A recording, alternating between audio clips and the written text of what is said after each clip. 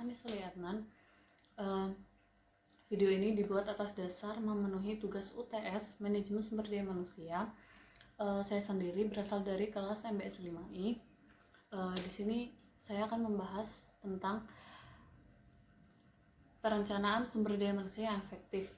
Jadi, perencanaan sumber daya manusia adalah suatu proses analisis dan identifikasi terhadap kebutuhan akan SDM. Kemudian faktor yang mempengaruhi ada dua. Yang pertama eksternal meliputi teknologi, sosial budaya, politik, pesaing, dan lain-lain. Kemudian yang kedua adalah faktor internal. Faktor internal meliputi sistem manajemen keuangan dan lain-lain. Berikutnya terdapat beberapa kendala. Yang pertama, kurangnya informasi terhadap data pegawai dan terlalu menyepelekan pelatihan sumber daya manusia. Berikutnya, di sini saya akan membahas tentang analisis pekerjaan dan analisis tenaga kerja. Analisis pekerjaan adalah suatu proses untuk mengkaji, mempelajari, mengumpulkan, mencatat, dan menganalisis ruang lingkup suatu pekerjaan secara sistematis dan sistematik. Tujuannya adalah untuk mencapai efisiensi dan efektivitas perusahaan. Terdapat dua jenis analisis pekerjaan. Yang pertama, analisis pekerjaan tradisional dan analisis pekerjaan yang berorientasi hasil. Metode yang sering digunakan dalam analisis pekerjaan adalah wawancara, kuesioner, catatan lampiran partisipan, dan menulis deskripsi kerja. Analisis tenaga kerja adalah proses penentuan kebutuhan tenaga kerja yang dipergunakan untuk dapat mempertahankan kontinuitas jalannya perusahaan secara normal. Berikutnya di sini saya akan membahas tentang desain pekerjaan.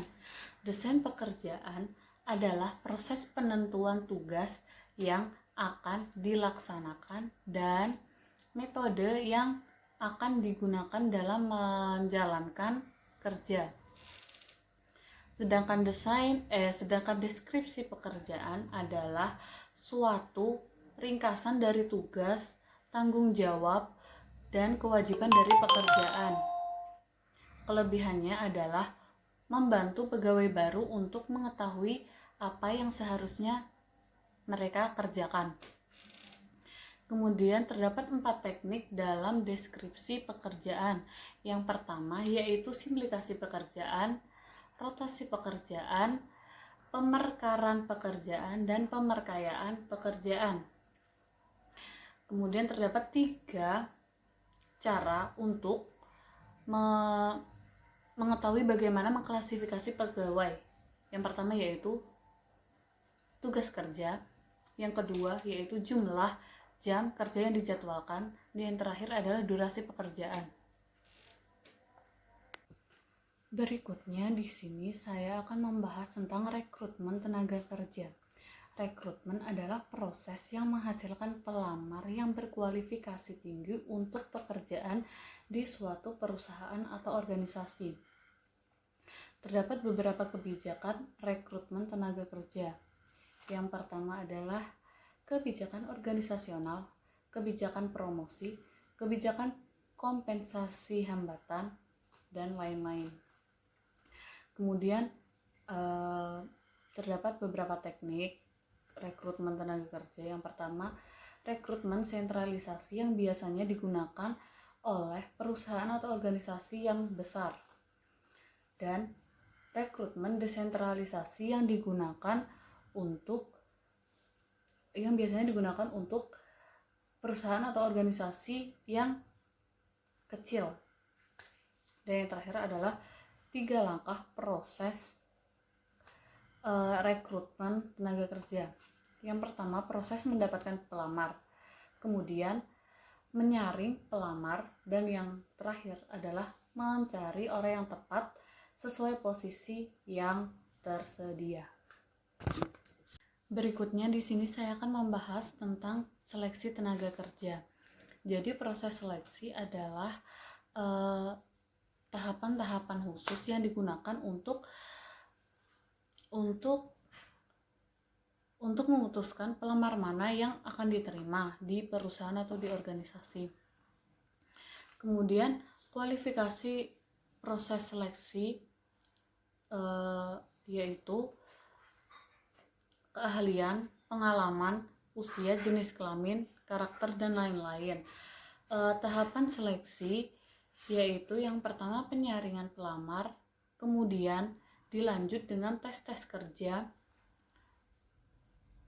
kemudian wawancara pendahuluan, kemudian wawancara lanjutan, kemudian pemeriksaan kesehatan, yang terakhir adalah pengambilan keputusan manakah pelamar yang akan diterima di suatu perusahaan.